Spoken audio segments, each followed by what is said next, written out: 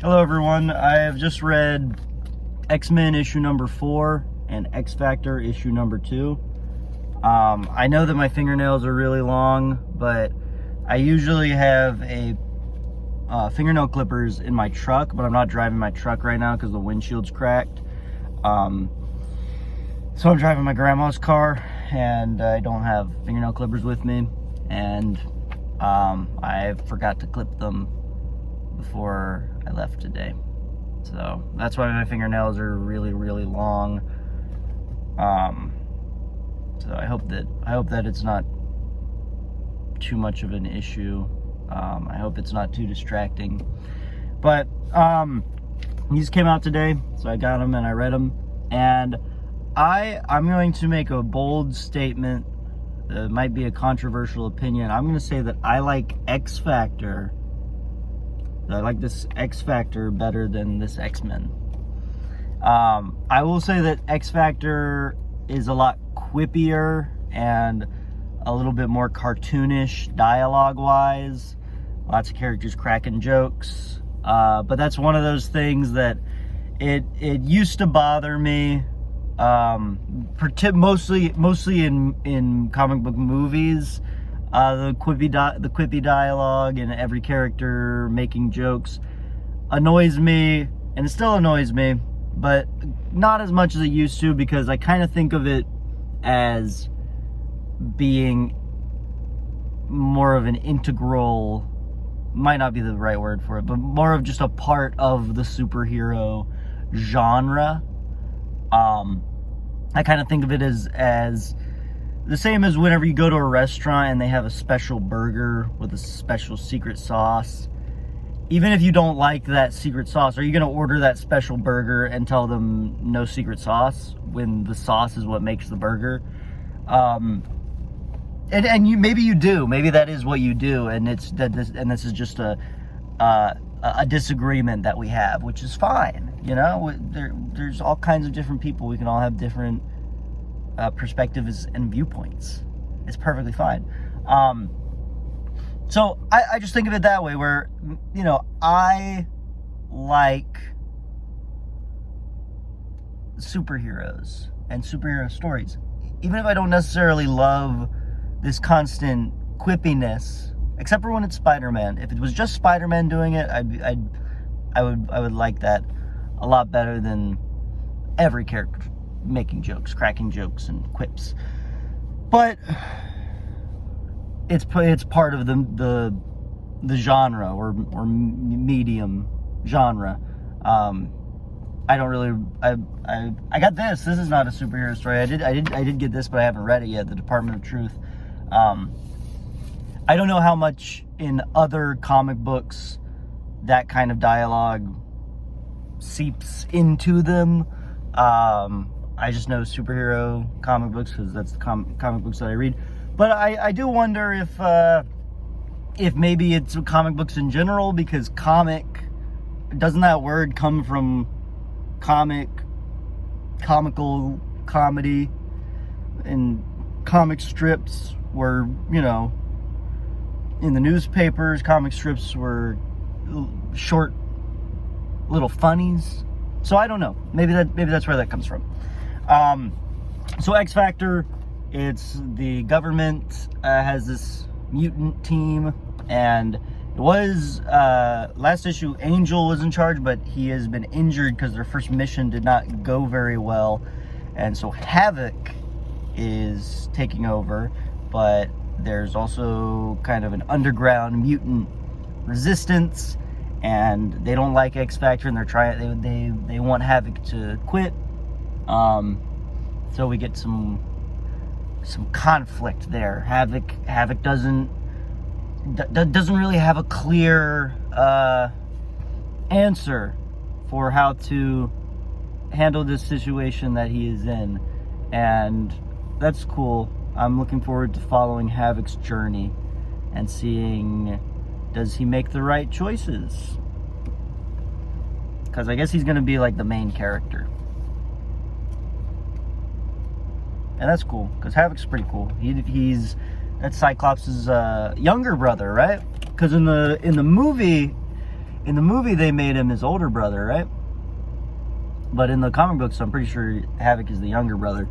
But he makes those kind of like Cyclops eye beams, right? It's the same stuff. The optical, not optical, but the concussive for Cyclops is optical because it's his eyes, but it's the concussive force beam or something. But Havoc makes like circles and shoots circles at people. It's pretty cool.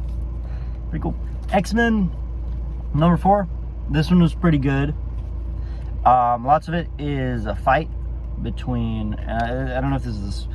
See, I don't know about spoilers. I don't know how people. I don't know what is and isn't a spoiler in comic books because an issue is so small, you know, so short. Well, I mean, it's quite a lot of pages when you think about the work put into all these drawings and all the art. So it is a lot, but you know, you read a comic book in 4 or 5 minutes, sometimes less than that. Depends on how wordy it is. But so I don't know how much I should be keeping to myself or warning about spoilers. Although I guess if you're watching this, you know, surely you're not too worried about spoilers, right? Because I'm talking about comic book, about an issue of comic book. Let me know if you are watching these to get recommendations or to see if or if you're interested in the comic books and you want to see if you like them and that's why you're watching this. Because then if that's the case, then maybe what I'll start doing is first I'll just say, here's what's cool, what I recommend, or why I don't recommend it, or who I recommend it for, and then I can talk about the more specific stuff. So I'll do that. I recommend this just because it's X-Men, it's Cyclops and Juggernaut and Magic. Who's in this? Magic's pretty cool. I don't really know a lot about Magic. Haven't really read a Magic book ever before. But she's pretty cool. And then some other new characters. Oh, Quentin Quire is in this, but not this particular issue. But he is on this X-Men team. I don't like him. I think he's annoying, which I understand is by design. And maybe there will be something later that I will enjoy because it's kind of. I was talking to the guy at the comic book store about this. I have this issue with Deadpool, where I think he's annoying, but every once in a while there will be moments where someone kind of gets under his skin, you know, or it reveals his insecurities, or you know, he gets frustrated and he kind of starts like projecting a little bit onto other characters, because they've broken his outer this wall of I'm a funny guy and I make jokes and I don't take anything seriously, but they've broken past that and kind of you kind of get into the character a little bit more. You understand psychologically what's going on and how he's kind of a tortured sort of character. So maybe Quentin Quire will have moments like that. But as of right now, I just think that he's annoying, and if he gets blown to smithereens in the next issue and never comes back, I probably wouldn't be upset. Also, this Cyclops costume is kind of growing on me. I didn't really care for it at first, but I think I like it now.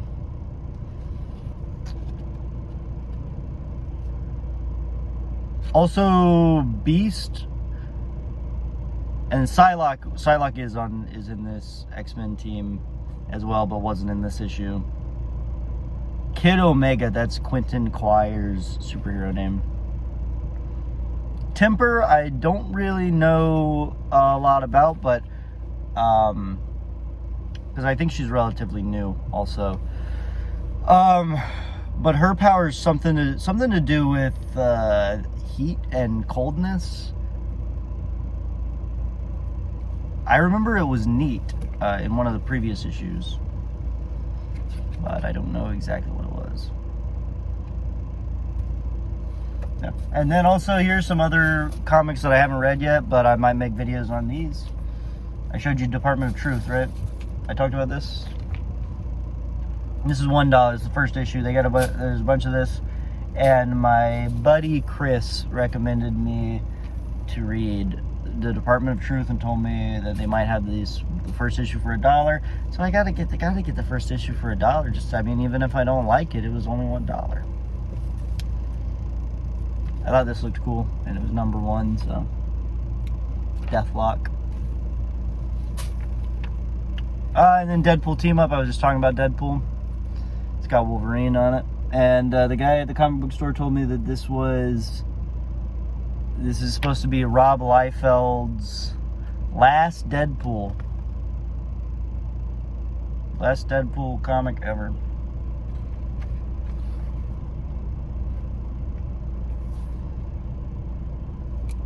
And then last one, issue 3 of Wolverine Deep Cut, because this is really good.